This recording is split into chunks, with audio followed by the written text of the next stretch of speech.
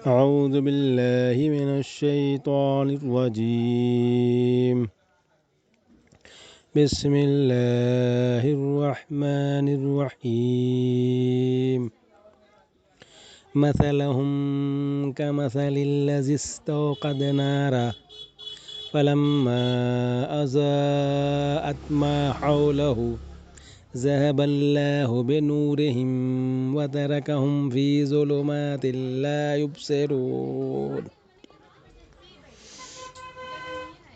میرے عزیز ساتھیوں، السلام علیکم ورحمۃ اللہ وبرکاتہ۔ دوستو، جیسا کہ آپ لوگ جانتے ہیں کہ اس سے پہلے والی آیات میں اللہ تعالیٰ منافقین مکہ کی صفت بیان فرما رہے تھے، اسی نسبت سے اللہ تعالیٰ نے ان کی مثالیں بیان کی ہیں۔ تو اللہ تعالیٰ فرما رہے ہیں کہ ان کی مثال ایسی ہے جیسے ایک شخص نے آگ روشن کی، اور جب اس نے سارے ماحول کو روشن کر دیا تو اللہ نے ان کا نور بصارت سلب کر لیا اور انہیں اس حال میں چھوڑ دیا کہ تاریکیوں میں انہیں کچھ نظر نہیں آتا۔ مطلب یہ ہے کہ جب ایک اللہ کے بندے نے روشنی پھیلائی اور حق کو باطل سے، صحیح کو غلط سے، راہ راست کو گمراہیوں سے چھانٹ کر بالکل نمایاں کر دیا، تو جو لوگ بصیرت رکھتے تھے، جو لوگ آنکھ رکھتے تھے، ان پر تو ساری حقیقتیں روشن ہو گئی، مگر یہ منافق جو نفس پرستی میں اندھے ہو رہے تھے، ان کو اس روشنی میں کچھ نظر نہ آیا۔ دوستو، اللہ نے نور بصارت سلب کر لیا کہ مطلب یہ ہے، اس کے الفاظ سے کسی کو یہ غلط فہمی نہ ہو کہ ان کی تاریکی میں بھٹکنے کی ذمہ داری خود ان پر نہیں ہے۔ اللہ نور بصارت اسی کا سلب کرتا ہے جو خود حق کا طالب نہیں ہوتا، خود ہدایت کے بجائے گمراہی کو اپنے لیے پسند کرتا ہے، خود صداقت کا روشن چہرہ نہیں دیکھنا چاہتا۔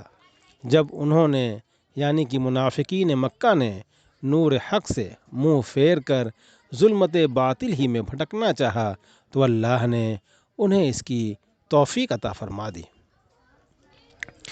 صم بکم عمی فہم لا یرجعون، یہ بہرے ہیں، گونگے ہیں، اندھے ہیں، اب یہ نہ پلٹیں گے۔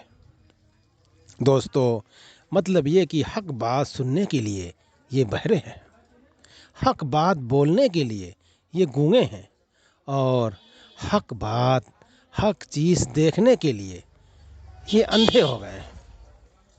او کصیب من السماء فیہ ظلمات ورعد وبرق یجعلون اصابعهم فی آذانهم من الصواعق حذر الموت واللہ محیط بالکافرین۔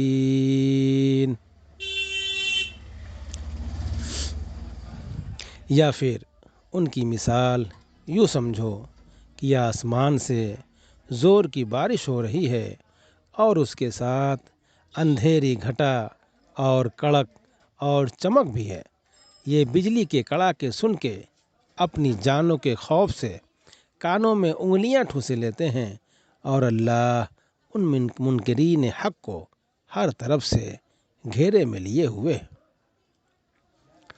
دوستو، کانوں میں انگلیاں ٹھوسنا، یہاں پہ اس کا مطلب یہ ہے کہ وہ اپنے آپ کو کچھ دیر کے لیے اس غلط فہمی میں تو ڈال سکتے ہیں کہ ہلاکت سے بچ جائیں گے، مگر پھر واقع اس طرح وہ بچ نہیں سکتے، کیونکہ اللہ اپنی تمام طاقتوں کے ساتھ ان پر محیط ہے۔